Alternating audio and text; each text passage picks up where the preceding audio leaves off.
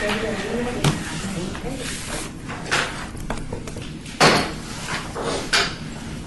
afternoon. I'd like to call this meeting to order. I'm Billy Bastian, the co-chair of the City of Las Vegas Parks and Recreation Advisory Commission, and like to find out if we are in compliance with the open meeting law. Yes, we are. Thank you. All right. I would like to have the city clerk call for the roll call for our commission, please.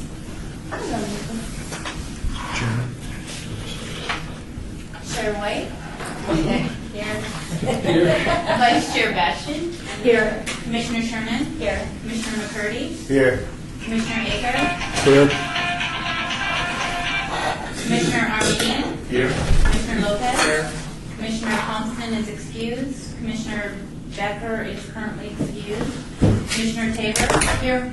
Commissioner Eliason is excused. Commissioner DeBray? Here. Commissioner Niger? Here. And Commissioner Schultz? Present. And Commissioner Dodo is excused. We do have a quorum. Thank you, and I'd like to remind everybody to please turn your phones on vibrate and or off. That's what I was doing. He's that Even if they only ring once a month. So thank you, clerk. We will move on to the number 3, public comments. Public comments during this portion of the agenda must be limited to matters on the agenda for action. If you wish to be heard, give your name for the record. The amount of discussion as well as the amount of time any single speaker is allowed may be limited. Is there anyone here for the public comment portion of our agenda? All right, hearing no one, we'll move on to number 4, for possible action to approve the final minutes by reference of the regular meeting of July 5th, 2016. I'd like to move, this is Billy Bastian, I'd like to move that we approve those minutes. Second. Motion has been made and seconded. Is there any discussion for item number 4? Hearing no discussion, we'll take item up for vote. All in favor? Aye. All opposed? Ayes have it. Thank you very much. Moving on to item number 5, report by detention and enforcement regarding issues at the city facilities and parks, all wards. Good evening, Officer McGregor. And first I'd like to say that I didn't forget to print out reports for you. I've been informed by Lieutenant Adams that we've gone green, so we'll be reading them to you. So you tell me if I don't cover something that you want to know. But the highest 2 wards were 3 and 5 with roughly 100 calls for service. It's just inside the park. We don't give you everything, just what occurs in the park. Total number of arrests for the month was 61 inside the park and 6 citations. Ward 3, I was asked last month things that are occurring that we see going to continue to occur. Right now it's Pokemon Go. Everybody's running around chasing that. We had a lot of arrests, park closures, drinking, doing drugs while they're chasing Pokemon.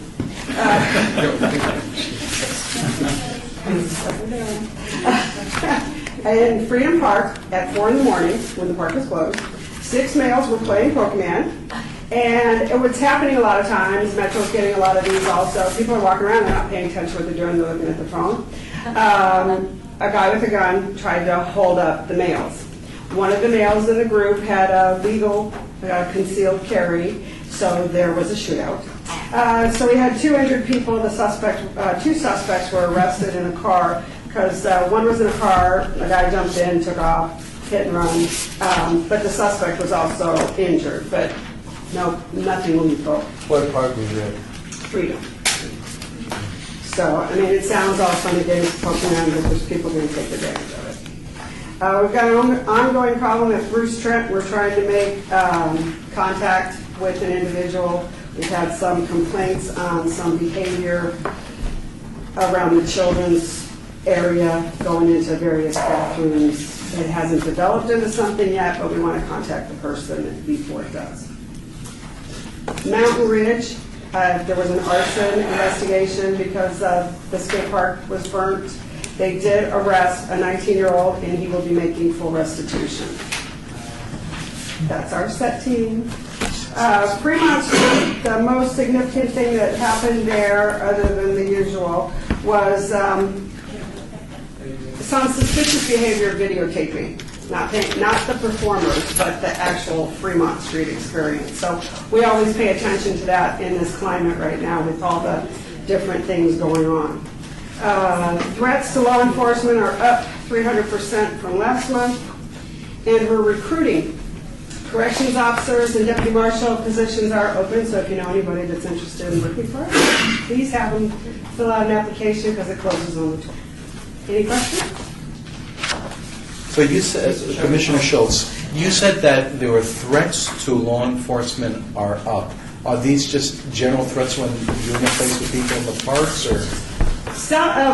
We've been getting warnings from the FBI and Homeland Security, and we work closely with Metro and Henderson and North Las Vegas, and what has been occurring that's unusual, because not everybody ever likes cops, but is that they're staging things. Like one of the specifics I can give you is they act like they've been in an accident, lay down a motorcycle, and the first people that responded were off-duty nurses, and the person picked up the bike and left.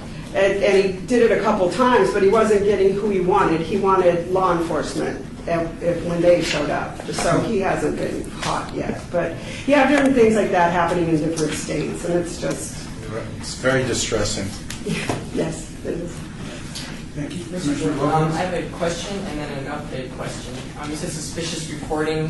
What does that mean? Is that kind of what I used to hear after 9/11, where they'd say, well, if you see someone videotaping under a bridge, or if you see someone videotaping a structure, that you should alert authorities? Is that what you're talking about? Suspicious Yes, reporting? similar to that, because when you're on Fremont Street, everybody's going to be recording their favorite act or their family or something. But if you're recording the infrastructure or security, if it just strikes you as odd, so there was a situation like that. Okay. The next question is the ride-along. We spoke about this last month. I was just Has wondering- anybody contacted you? No.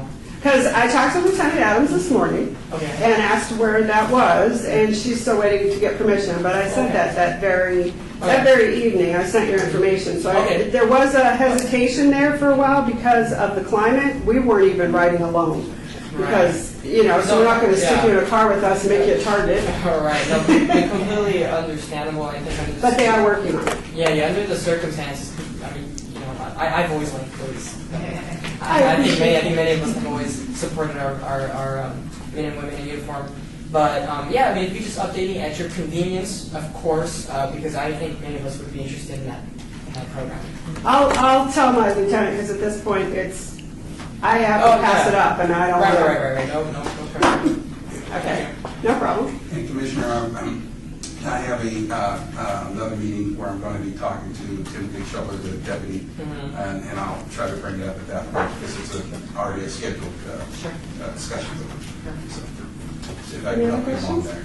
Any other questions? Hearing no questions, thank you very much for your report. Moving on to item number 5, report by detention and enforcement regarding issues at city facilities and parks, all wards. Thought I just read the same thing. Hey, there you go for tracking. You're going to get a Number double report. Number 6, report by Jerry Walker, Operations and Maintenance Director, and Timothy Hacker, Parks and Recreation Director, regarding fiscal year 2017 budget, all wards. Tell you what, I'll go first, Tim, Thank you, Jerry. and then that way the questions can come to you.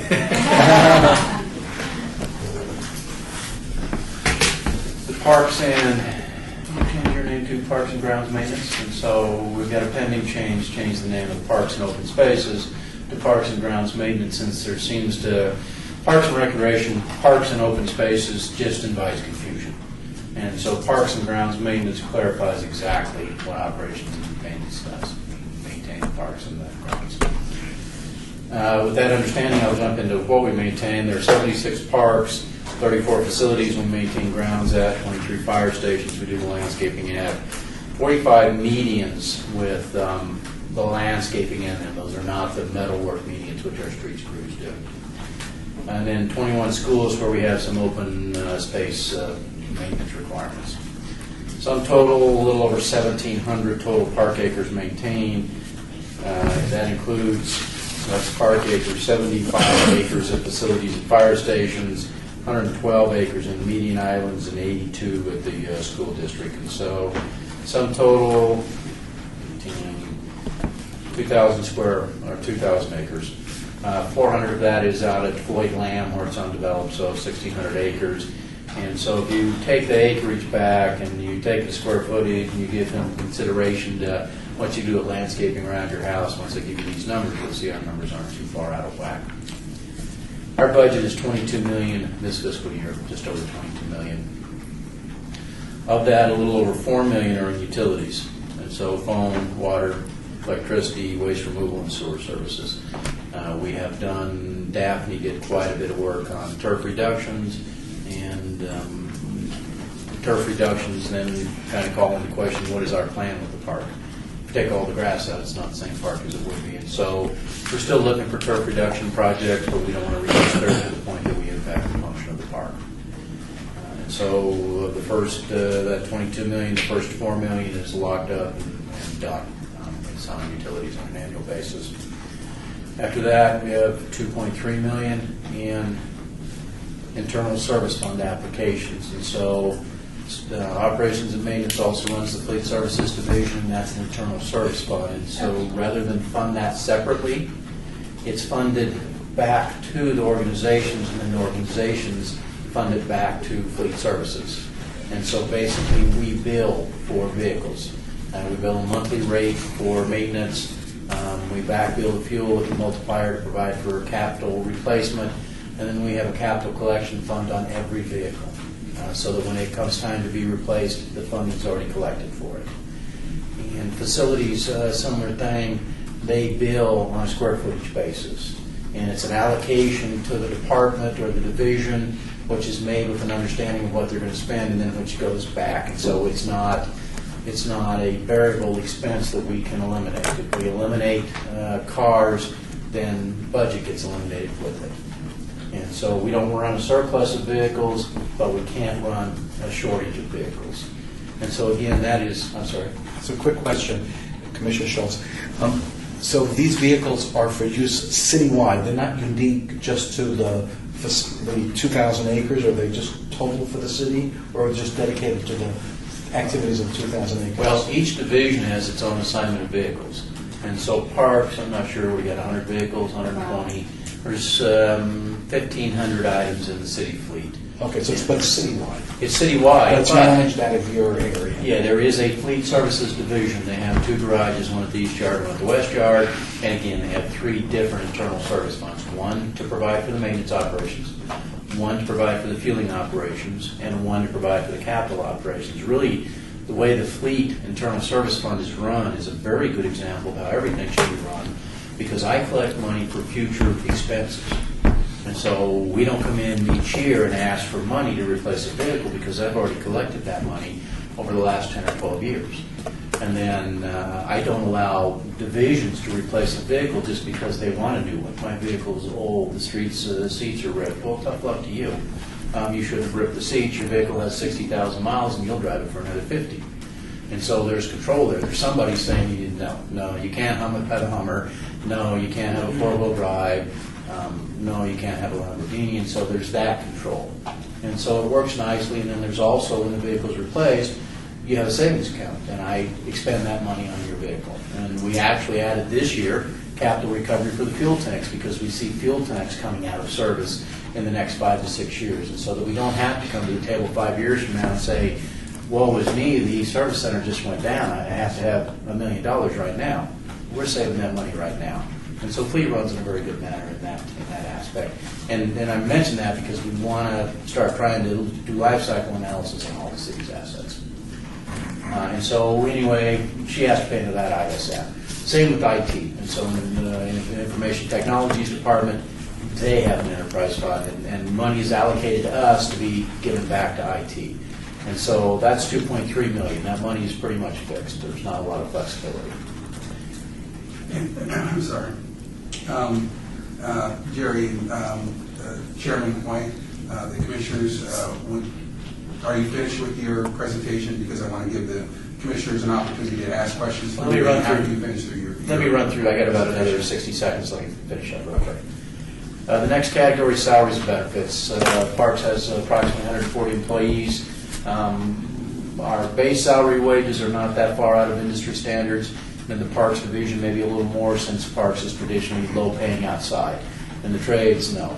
The catch is, though, our benefit multiplier is fairly high, and so our labor costs are high, but they're not exorbitant. And it depends on what work is being done. And so of the 140 employees, our loaded salaries and benefits is $12.5 million. And that's variable depending on how we, who's here, whether they're got longevity and seniority or whether they're a new employee. And the city's done a good job of holding wages back, and changes in what you get for longevity and other things. Also, we'd like to revisit our classification of positions. We feel we're missing one position, and that position is an unskilled person. We have a maintenance worker that's a semi-skilled position. We feel we need to have an unskilled laborer position who does nothing more than pick up trash and clean bathrooms, because what we pay a maintenance worker is too high for custodial work activity. But again, $12.5 million of that $22 million goes to salary and wages, salary and benefits. That leaves $3 million to spare. Of that, $1 million is in contract services for the median island landscaping, large tree trimming, like palm trees, those sorts of things that take a boom truck, and a few other contract services. We spend a little over $200,000 a year on the fuel, and so the fuel is provided through the city. We get a great deal on it. We save money on it, but it's through the city, and of course there's a chargeback on it. That leaves approximately $2 million for us to spend on supplies and special projects. And so we had heavy winds in the spring. We had to replace 10 or 12 of the shade structures and the fabrics, and so those have to come out of this budget. Bathroom project over at Huntridge came out of this, and so that's what we have to spend on replacement of worn out equipment such as playground equipment or splash pads, repairs of that, along with special project activities. Yes, and turf replacement, and turf for herbicide, and all the rest of it. Anything I missed? Anything else?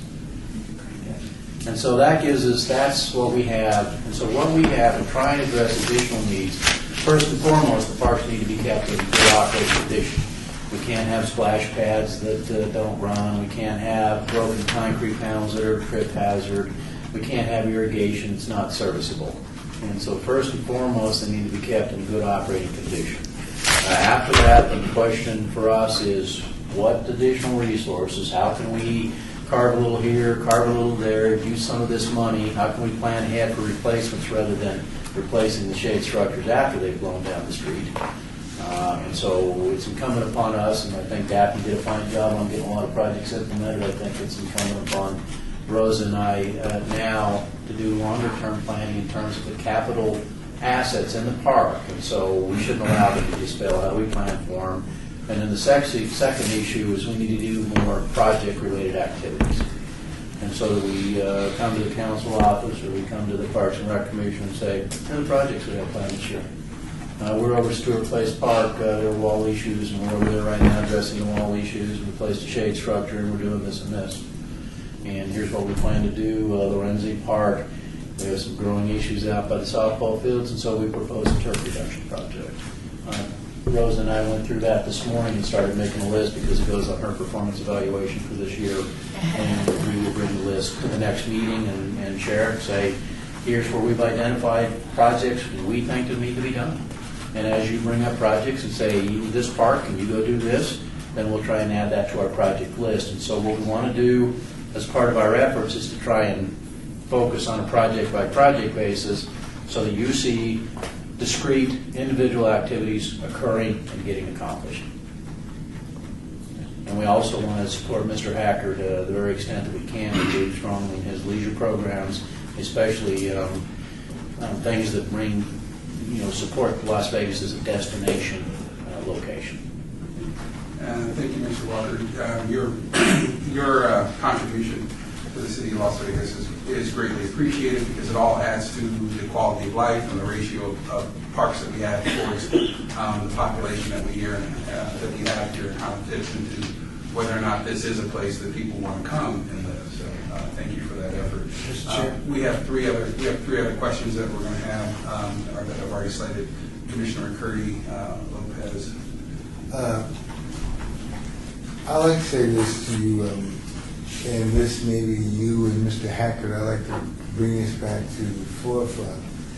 I found out that I can't get what I really want to do, though, and that is a enclosed, enclosed swimming pool. So I can't get that because of structure issues or because where it's presently designed. But I like to see some kind of canopy or something to be stretched across, or maybe we could just stretch across during the summer because it'd be so hot out there for the kids to be getting burned. And I'd really like to see us find the money someplace to put something up where we can, put on some poles or just something where you can hook onto the part of the building where you can just run some type of light plastic canopy or something. Well, similar to the shade canopies we have around the other parks. The question is, and let me deviate one point here. The capital improvement project money comes through our Public Works Department and capital improvement process. And so the projects I'm talking about doing are smaller in scope, 25, 50, 75, that sort of activity. So 25,000, 35,000. Yeah, so can I reallocate resources? Once you get over $100,000, NRS requirements I require a understand contractor. what I'm talking about, just at the pool, just over the pool portion. And I know you can find any kind of light canopy stretch just to, roll it back, stretch it up, and be done with it. That's what I'm talking about. I'm not talking about a permanent structure. Okay. And so temporary canopy, I'm not that familiar enough with the Lindsay pool to speak to what we not require. Lorenzi. I'm sorry, Doolittle. My apologies. And that's the reason why I'm asking you guys to really look at that, because I know some kids had to go to the doctor this past week because the heat, they're out there swimming in the pool, and then the heat just beat down on them, and I know that there might be something that you can just stretch across there to give them a little shade with still openness. Respectfully, Commissioner McCurdy, can I ask a question related to this to Jerry Walker? Is it practical to be able to give Commissioner McCurdy some type of response on any type of shade structure within your $25,000, $35,000 project limit that would? Well, I think when we come back next time, we will, and so I'm going to bring you a list next time of our proposed projects. And I'm going to add a second column to them. Projects which are too big for us to submit to the CIP. And so I'm not sure where your project fits. Rose and I'll take a look at it. And when we come back next time, this will be in one of the two columns. And we'll put the projects on there, and they'll be rated accordingly. Can I do this? Should I do this? And so, but even if I go over and look at it and say, well, I can't do this because, we'll give you that answer. Well, and because respectfully, Commissioner McCurdy has been asking this question for a number of years while sitting on this commission, and it's been answered several times in different fashions of no. But he hasn't asked this specific questions about the shading over a specific area. I've never heard that one specific. And I'll just throw out, so I mentioned Stewart Place Park because that's an issue that's been percolating for a few years now too. And we will put Stewart Place Park to bed in the next 4 decades. Okay, and so the issues there that the citizens had will be addressed. The aesthetic conditions will be addressed. And so I'm a dogged individual. And so I'll look at it. If I can address it, we'll address it. And so I'm not going to just give you no because it's easier for me to say no. Well, I mean, I'm not going to let that happen either because I work in the city manager's office, so I know how that stuff kind of works. So thank you, Commissioner Lopez. Oh yes, Mr. Chairman. Jerry, as always, I enjoy your reports. Very thorough. Mr. Walker, a very thorough report. I think we could all kind of absorb this, or at least try to absorb it. Some of it was a little in the head, but I just have a quick question. How much was the Hunter Ridge restroom remodifications? How much did it cost to make those? Well, I'm just curious if you had a ballpark figure. Rose, you correct me if I'm wrong, just a ballpark figure on the work I saw would be 10,000 or a little less. That sounds about right. Okay. Thank you. Commissioner Sherman for the record. I just want to take this opportunity to thank our Director of Parks and Recreation, as well as you, Jerry, for doing such a wonderful job of creating lovely open spaces and creating so many of the new trailheads and all the things that you've been doing. There's so much research in public health and wellness on the value of open spaces for the mental health as well as the physical health of our citizens. So I just want to get that on record that it is noted and appreciated. My question is, you had mentioned that there were some small contracts that you do for like tree trimming and different things. Do you guys go through a formal RFP process, or do you have standard contracts where you use the same people over and over? We follow NRS 332 or 338 requirements, and so it depends on the value of the product. And so, and Bob can correct me if I'm wrong, if it's under 10,000, we can select a vendor, depending on whether it's 332 or 338. Between 10 and 25, we need to solicit a couple of vendors. I believe either over 25 or 50, we solicit two between 10 and 25. Over $100,000, we have to go out for bid documents, and 25 to 100, I think we can solicit three or put an RFP out, different items of that kind. And so it depends on the amount. Now, there's also a small business enterprise list at purchasing contracts, which we try and support, and we will be attempting to find a custodial contractor off that list. The contracting process is kind of long if you have to get contracts and go to bid. And so we're going to go and check the small business list that currently exists in P&C and see what we can do for custodial support in some select situations, such as maybe tournament support as an option, along with some of our smaller passing parks, which don't require full-time dedication of staff. Thank you. Commissioner Schultz? Yes, Larry Schultz. One of the questions I've had is, has there been a study, and this would be, the question would apply also to the Park and Recreation program budget versus what I call the operational budget. Has there been a study that would show the $22 million depicted by ward or in proportion to the specific number of facilities in a ward? Do we have anything that kind of lays it out by ward so we get a flavor? No, I think that would be based on the square footage of the individual parks, and so if one ward is short on square footage, that ward's not getting the same allocation of resources. We just reorganized where staff are dedicated. A lot of the staff are fluid. It's not like each park has the same staffing of 2 people. The equipment operators go from park to park to park to mow. And so I think that would be a little difficult. It should be fairly evenly distributed across the wards, though, would be my perception, because each council person works diligently to make sure that ward is represented and has an equivalent amount of the park amenities. Thank you. I think I might have one final question in reference to your statement surrounding the budget and maintenance, skilled and unskilled. Have you done any analysis as to the skilled workers that are doing maintenance work and the unskilled that would fit into those spots? How much money you would save as a cost saving, and would anyone lose their jobs? I've eliminated programs before, and so we've always lent a great effort to make sure that when we take that step, that the existing staff do not lose their job, that we have a spot for them. And so any push that we made to get those new positions would be with the understanding that it was a transitional. As new people would come on, there would be a downgrade. And so at some time this year, and I've also got this on Rose's performance evaluation, Daphne did a little bit of work. It'll be a busy year for Rosa. Hopefully she's still here next year. Anyway, and she's doing a great job. But here's how we kind of intended to do it, is to, as we have maintenance worker vacancies come up, and so we'll have to get this past the union, we'll need to do a job study. But I certainly can count the number of trash cans that need to be emptied, the number of bathrooms that need to be cleaned, and then I can figure out what my radius of a person is. And so even if I just take a big park, like Freedom or KZ, then I can say, I've got 6 guys here, and they all do a little bit of this and that. If I pick one guy and he does nothing more than clean the bathrooms and empty the trash and pick up the trash, that's a full-time job.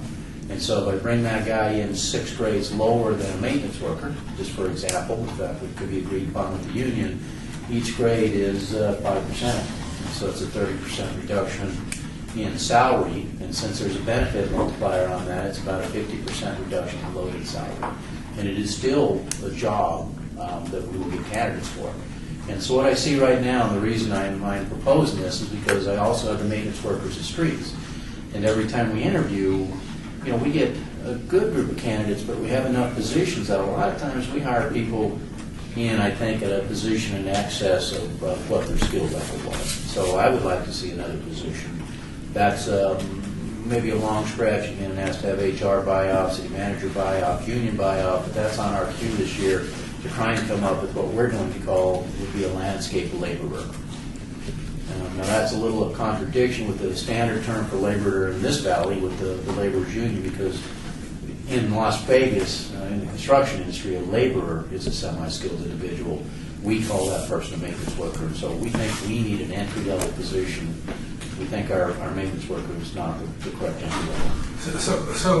And thank you for that walk around the budget. Recognizing that I've also been on the Civil Service Board for a number of years and know how much work it takes to get these new positions. I was simply asking have you laid it out in dollars and cents so that the county city council, I'm sorry, sitting at the wrong table, the city council can review it and take it into consideration and move you in your proposed direction? No, it's a conceptual idea at this time. We intend to submit a proposal to Human Resources for consideration. I have discussed it briefly with both Human Resources and our bargaining unit. And I think it's an idea that we could find common ground. Thank you and good luck. Are there any more questions? Hearing no more questions, we'll move on to item number 7. Report. You want to hear our report? Oh, you know what, Director Tim Hacker, I'm always willing to skip you.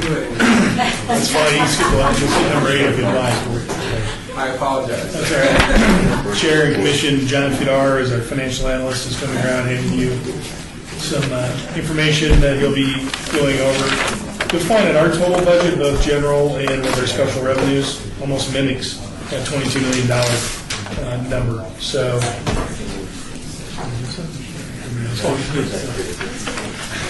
I'm sorry.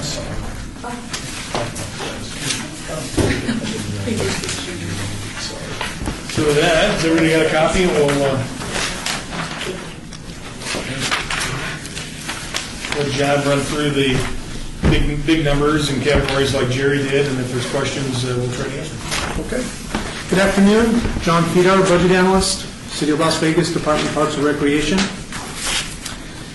We have a total programmatic budget of $21,574,657. Those are expenditures.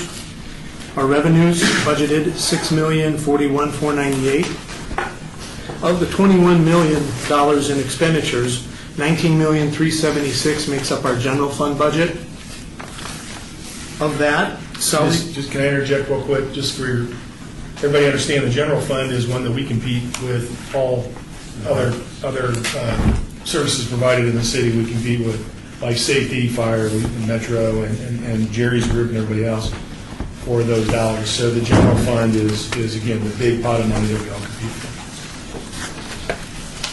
Of the $19 million in the general fund, $12 million represents salaries, wages, and benefits, or 62%. Services and supplies, $1.5 million, or about 8%. Non-discretionary, $409,000. Non-discretionary is what Jerry was alluding to earlier on the internal service funds. Those are like our maintenance of autos, PCs, insurance, capital recovery, etc. All those are internal service funds. We have no control over those. And facilities. Yeah. And then the next line is the facilities, which basically is our maintenance of all of our centers. That's at $5.3 million, or 28% of our budget. That is another category that we have no control over. That is set by the maintenance department for our centers. Next page. Of the $6 million total programmatic budget for revenue, 3.9 or $4 million is general fund revenues, which is made up of reimbursable charges, recreation charges or swimming pool fees, program registration, memberships, POS sales, fee waivers or contra revenue, if you will, other fees, rentals, park facility equipment, etc., additional miscellaneous, that's comprised of donations, reimbursements, and fundraising events. Total there is $3 million.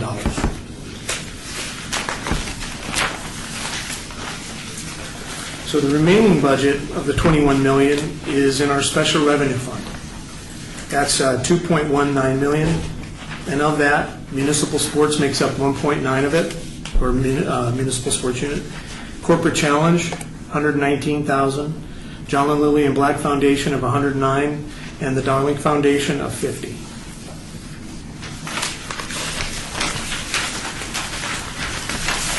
Of the special revenue fund revenues, $2 million. 1.89 makes up the municipal sports unit. Corporate challenge is at $145,000, and the Darling Foundation is budgeted at $5,000.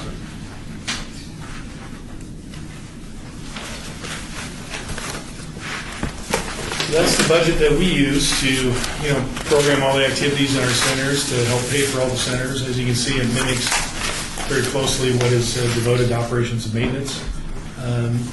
Salaries and wages, benefits are the largest component of that, which is a little bit beyond our individual control, but one that is constantly in the forefront of our minds of how we continue to fund that. The non-discretionary is very limited, so it's one of those challenges that we constantly find when we want to start new programs and whatnot. How do we do that? The special revenue funds, Corporate Challenge was moved into there recently because it was decided that if we run it through that process, that we can really ensure that it stands on its own, because it's a large community event. Those people that participate and benefit pay into it and they support it. And also it protects that revenue for that particular activity as well. So if there's any other questions we can answer, otherwise that kind of gives you a really good overview. You go to the City of Las Vegas's webpage, you go into our finance department, you can get to the total annual budget. So those that really like line item breakdowns and want to do some analysis, it's there.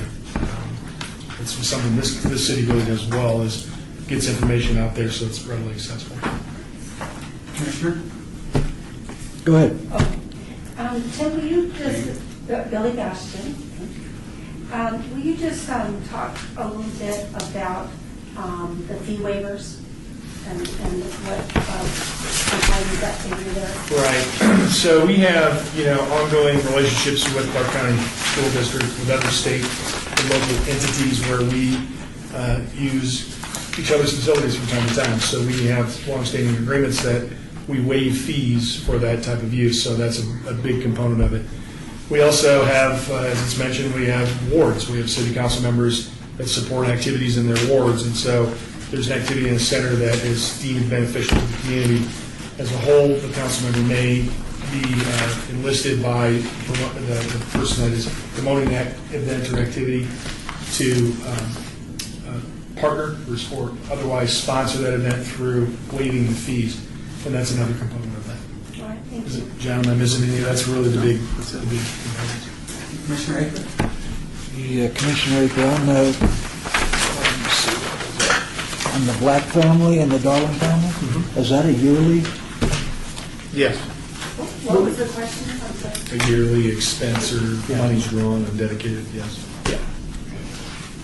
Are there any other questions for Director Hacker? I have one more. Commissioner? On the John and Lillian, Billy Bastion, on the John and Lillian Black Foundation, is that the foundation that supports the Las Vegas Senior Center? It does, yes. Thank you. Thank you, Commissioner Hacker. I apologize again for skipping you on the rotation there. Are there any other questions for Director Hacker? Hearing no other questions, we'll move on to item number 7, report by Commissioner Manager and discussion for possible action regarding a state of Nevada license plate for parks and recreation. Thank you very much. So I took a two-pronged approach to this.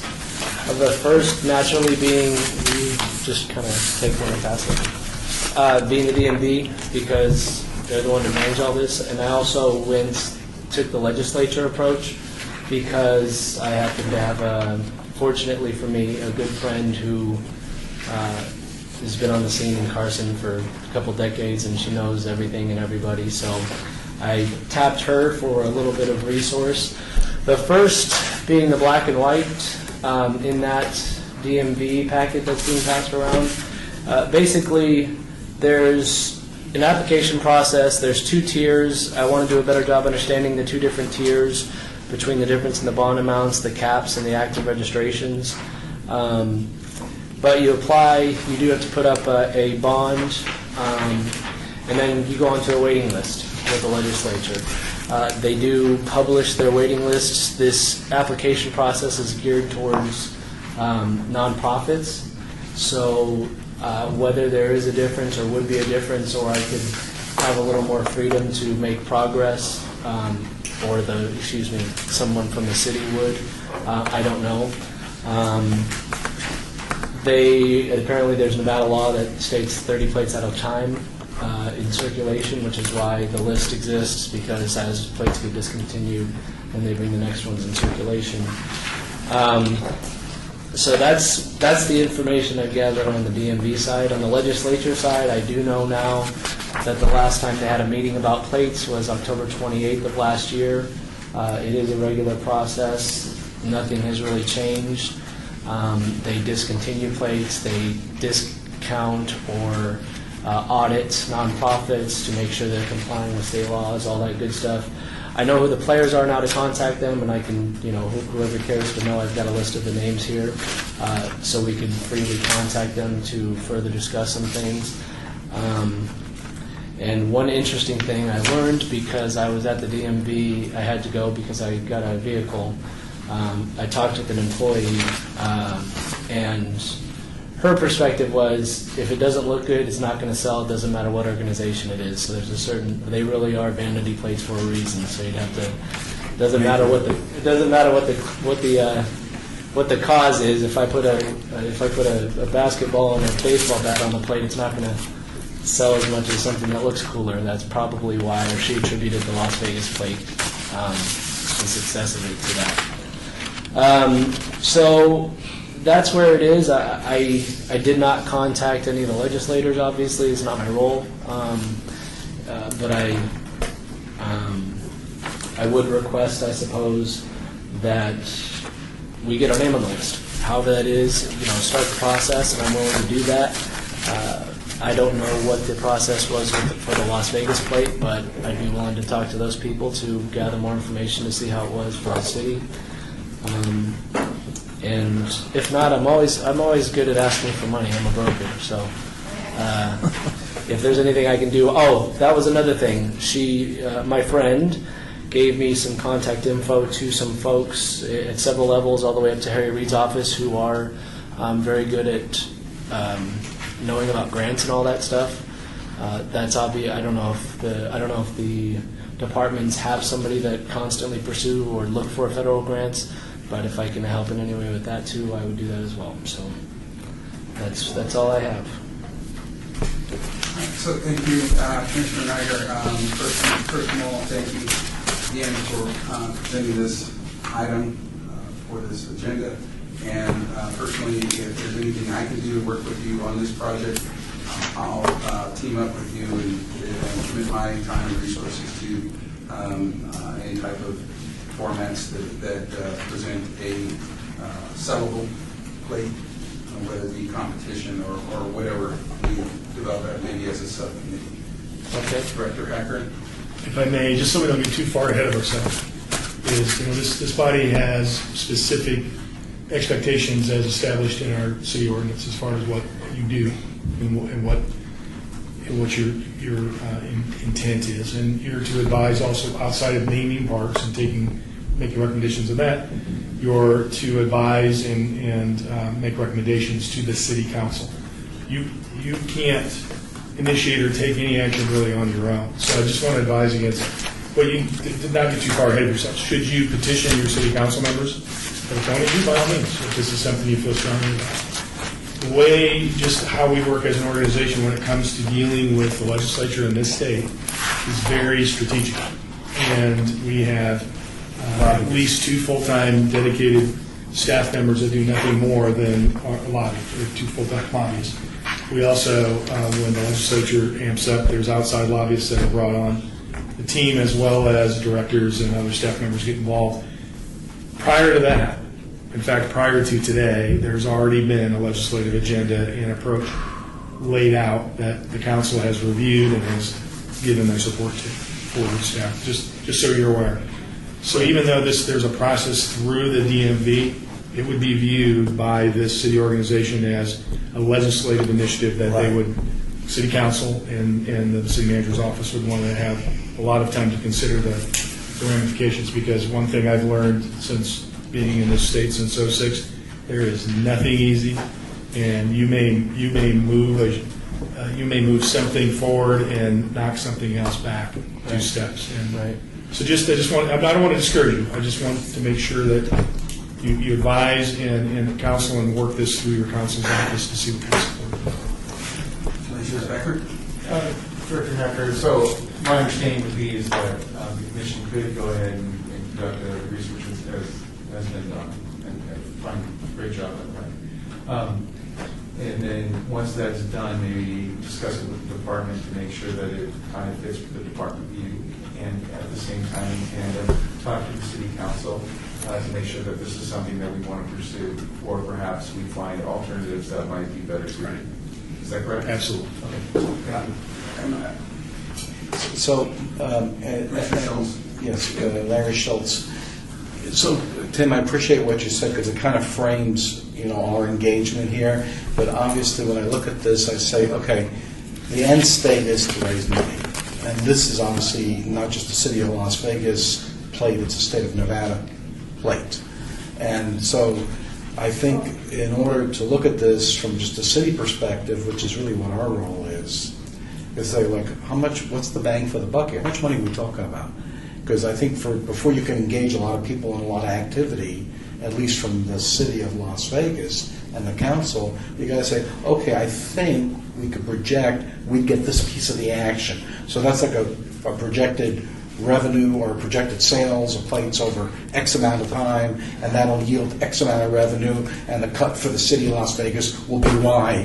And I think until you have that, or we have that, this is just kind of an interesting discussion. I'm just putting it in straight terms. So, and let me have a statement. Director Hacker, Chair White, Director Hacker, question for you. And thank you for framing this.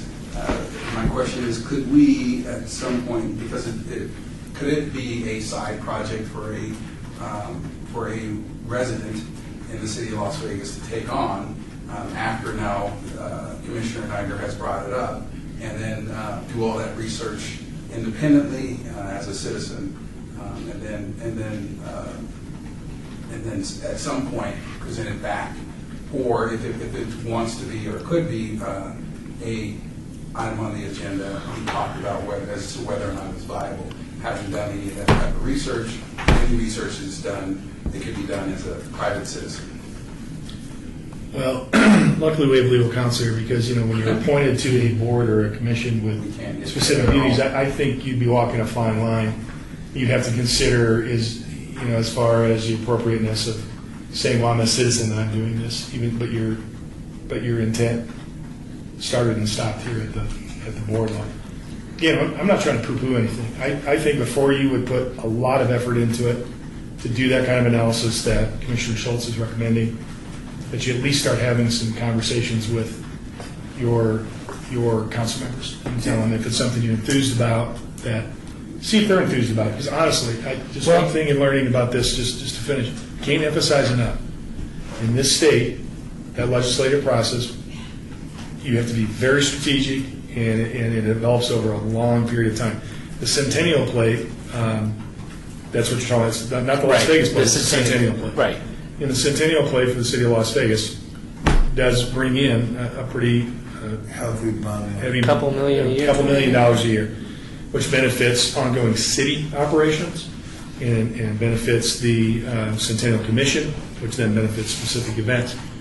So just, again, as we think about this, if I'm in Reno, just to give it, again, some more framing, if I'm in Reno and another plate comes out that's going to benefit as the city of Las Vegas specifically, the events within that, you just don't know if that advances what that's going to take away. I'm here to tell you that that's why getting council, I think, to even get warm to the idea before you put a lot of effort into it, because then it'll get to what Mr. Schultz or Commissioner Schultz is talking about. And a couple questions. Commissioner Sherman, for the record. I have a question and a comment. The question is, did you look to see if any other states have done this through the National Recreation and Parks? Hello? No, the farthest I got as far as other states was federal grants. Okay, and then the other question I had, and I'm not sure that you can answer this, is that I think there might be some limitations on how you could acquire funds for this. I think there might be some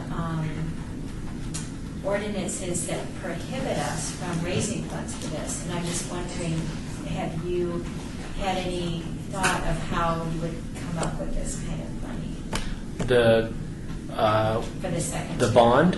Yeah. Well, the first step was asking how they did it for the Centennial Plate. In worst case scenario, I know a lot of rich people, so you know there's several different avenues I would have tried. I wasn't really worried about the money because that's not part of my job. If I worried about acquiring money, I wouldn't have a job because that's just part of the course for my career. So that's not how I look at it, but obviously there's several steps to find out where that would come from.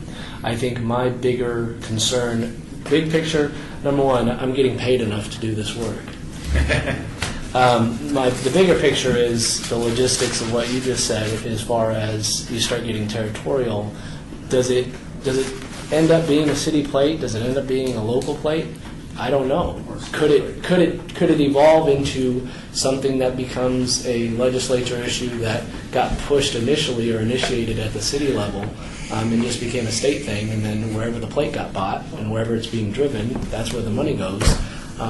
Those are all things to figure out, but where it ends up, I don't know. All I know is I want you guys to have more money because I'm born and raised here, and there's so many things I don't know about because you guys don't have a marketing budget. You know what I mean?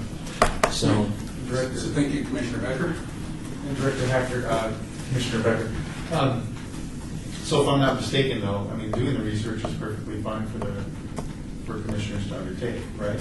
And what happens after that is a different conversation that we can save the time. Because I don't want to see anybody discouraged on our commission to do research and find out these kind of facts because you're doing an excellent job. For all we know, we could find other solutions, for instance, and kind of going along with what Chair White said, at some point, maybe the commission does sort of pass this on to a different entity or a different organization, maybe a Friends of the Park organization that exists out there, and then it's not even a city issue. Right. And then they raise money for and make donations to the city parks. That could be a particular avenue to go. So I just wanted to throw that out, that we don't know where this would potentially end up or what the best route would be, but I certainly appreciate all the effort that's been put in. Absolutely.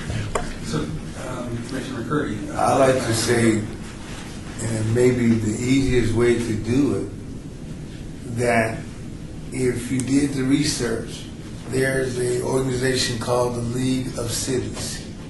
And the League of Cities in Nevada, they have a legislative lobbying team just like the city has. And you can introduce maybe your idea to them, and then the whole League of Cities can take it up, and then they probably can get the bill introduced or get a bill written to introduce creating another state plate that will benefit the entire League of Cities, which can then fund the money back to each local entity through tax, through the tax system. So that's maybe one way we do keep doing research, like you said, presented to the League of Cities? Because Nevada does have a state league of Cities. So through coming through the city council, coming through this particular entity, it could go directly to the whole state. Because So thank you, Commissioner McCurdy, and thank you again, Commissioner Niger. Is there any action that needs to be, or that is asked upon, or is it even possible to even have an action item? That's just a general question. I turn it back over to Niger. That was my request, if I could have the permission. Fortunately for me, I was appointed by Councilman Anthony, and this was one of his platforms, was parks, when he tried to become mayor. So I think I would have the support there, but I guess I would ask permission for me to have a meeting with him, request a meeting and discuss, his support. he don't have to, he doesn't have to ask permission. He doesn't You have just to have gotta- permission yeah, from his board because he's appointed by Right. Anthony. Yes. So you can go directly to your Yeah, city I council. encourage you to do that. Right, That's I what encourage I you mean. to do Encourage you it. to do it. Commissioner McCurdy, so I guess my general question was a tag on is there any actions that is being asked, or is there any actions that we could Can't take take at a minimum? Just a report. Okay. I'm referring back to the agenda item asked whether or not we can You take. can't take action. So, thank you, all the commissioners, for your discussion. It's nice to sit with people who brainstorm and think and articulate these ideas, and my offer still stands. So, as long as we don't have a unofficial meeting, Not too many people get out.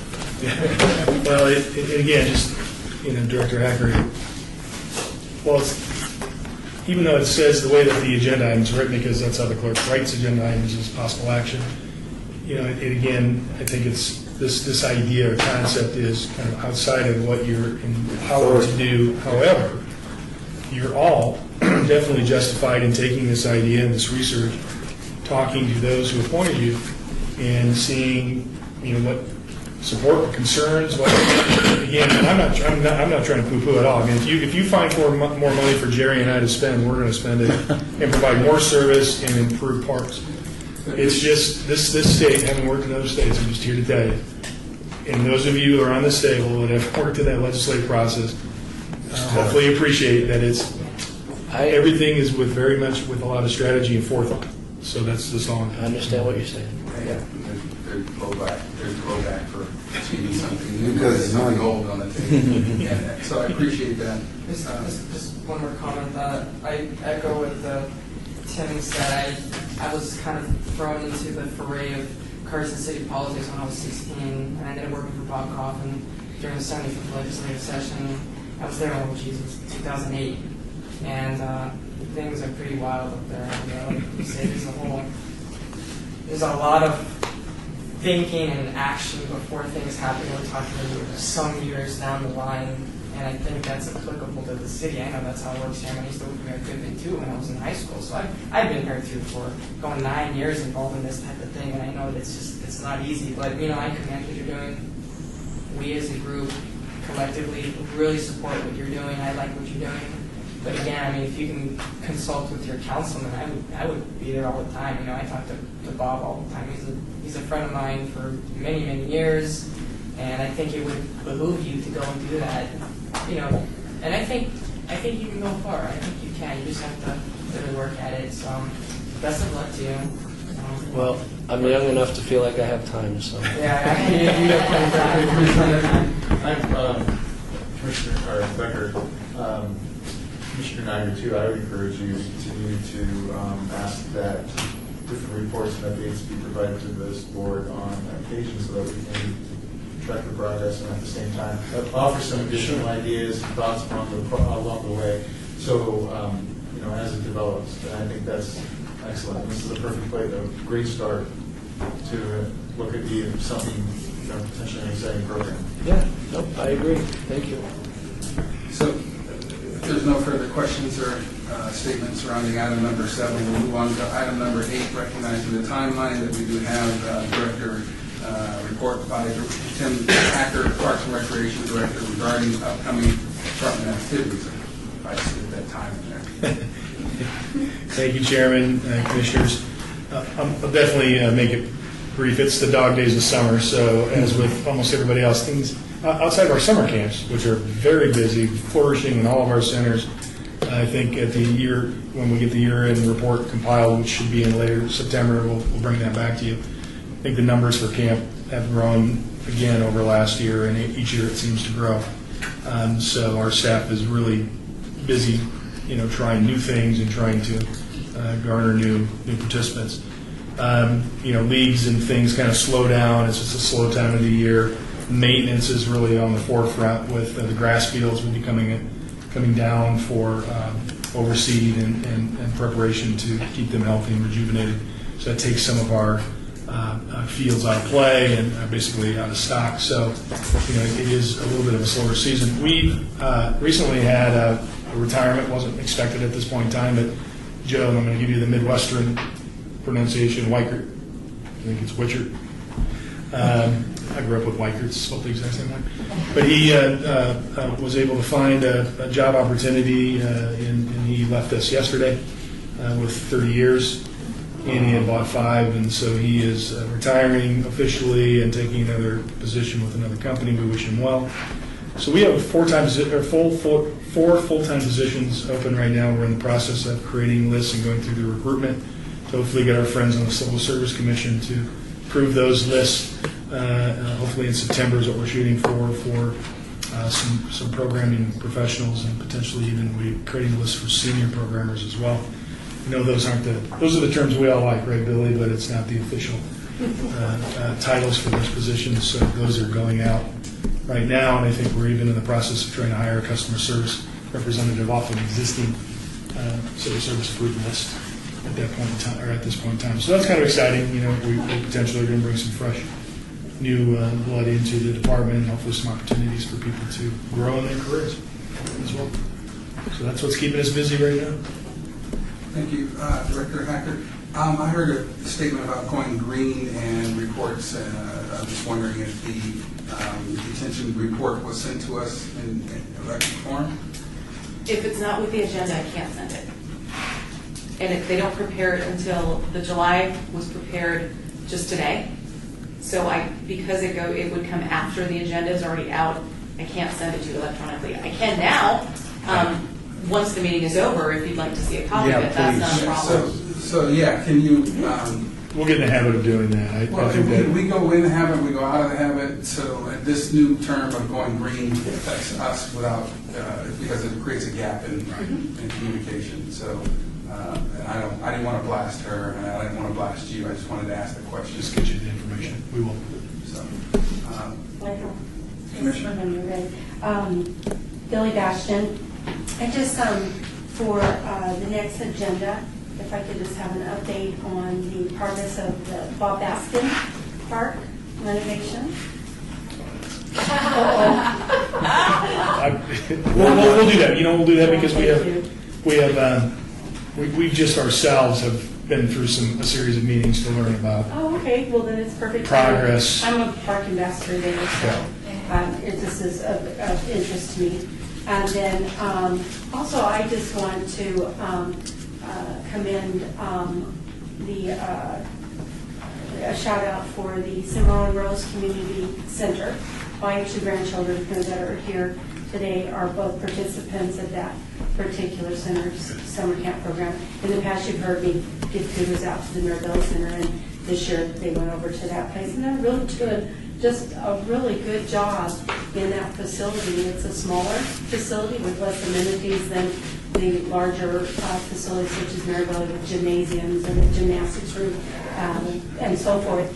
And I just love their little library that they have. Both of my grandchildren, I pick them up a couple of times a week after the program, and they participate. And so maybe I thought it might be fun just to talk a little bit about it at a future agenda. I know Mary Killian was here recently talking about so many wonderful things that go on at the facility. It would be kind of fun just to take a picture of it. And for those, you're in Councilman Anthony's ward, and that's where that facility is.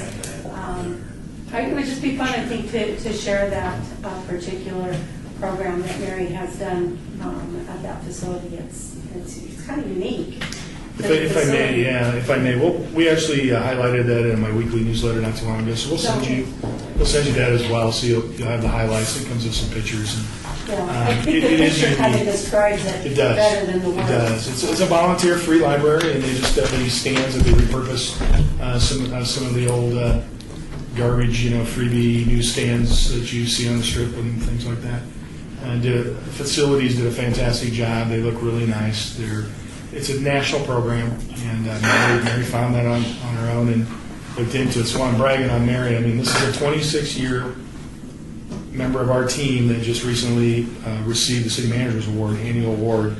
I think I announced that a while back, but we can't say enough. I mean, a 26-year employee that's constantly looking for new and enticing ways to encourage kids to read and to participate in programs. So appreciate those kind of words. Thank you. And just one more thing that I thought is really very visible to me just recently, and I don't know if the rest of you are enjoying it, but certainly take a look when you go out of the parking garage tonight. But it's nice to see the shrink wrap on so many city vehicles with the department logo and is it Get Out and Play? Discover the Fun. Discover the Fun. Oh, I don't know where I got Get Out and Play, but that's what it meant to me. So, the Discover the Fun. So hopefully you're seeing that, because I think that is a project that the department staff had recommended for years as it came into kind of a marketing strategy in the private sector. It's kind of nice to be able to see you all have such success with that, and how so many vehicles now that have that logo and that slogan on there. So kudos to you guys for making that happen. I think it's a great way to get people in the community to know who we are right. and what you're doing. Good job. All right. Thank you. So thank you, Director Hacker, for item number 8. And if there's no other questions for item number 8, we'll move to item number 9, citizens participation. Citizen participation, public comment during this portion of the agenda must be limited to matters within the jurisdiction of the Commission. No subject may be acted upon by the Commission unless that subject is on the agenda and is scheduled for action. Wish to be heard, give your name for the record. The amount of discussion on any single subject, as well as the amount of time any single speaker is allowed, may be limited. Is there anyone here for item number 9? So I was going to give a report on an event that I attended this afternoon. Larry Schultz. I was going to give a report on an event I attended this afternoon at the East Las Vegas Community Center, which I was extremely impressed. It was a musical event involving blind people and developmentally challenged young people. But in the interest of time, I'm willing to defer that to the next meeting if the rest of the team wishes for it to be handled that way. So I'll leave it to the discretion of our chairman. Yeah, sure. Go ahead and bump it to the next one. And make sure, if you want to email it to Kelly, we'll be able to possibly receive it as part of the agenda. Okay. So I'll just give a blurb for the agenda. Yes. Okay. Thank you so much. And lastly, David Lopez speaking. I became part of a new group called Restore America's Parks. So it's a group that's basically advocating for national parks, and we're planning a free tour later this month. I think it's August 20th. We'll be going up to Great Basin National Park, and we'll be holding a series of meetings. And you can Google up Restore America's Parks. We're just going to talk about the funding for the parks and how we support parks and that type of thing. So I think it's a really great project. I think if you Google it, you'll find some interesting information there. So, thank you. Commissioner, thank you. I'm going to give that suggestion that if you could please also email it to Kelly and possibly give a report on that in the future. Is there anyone else on the agenda seeking to speak for item number 9 as a citizen? Hearing no one, this meeting is adjourned. Thank you all.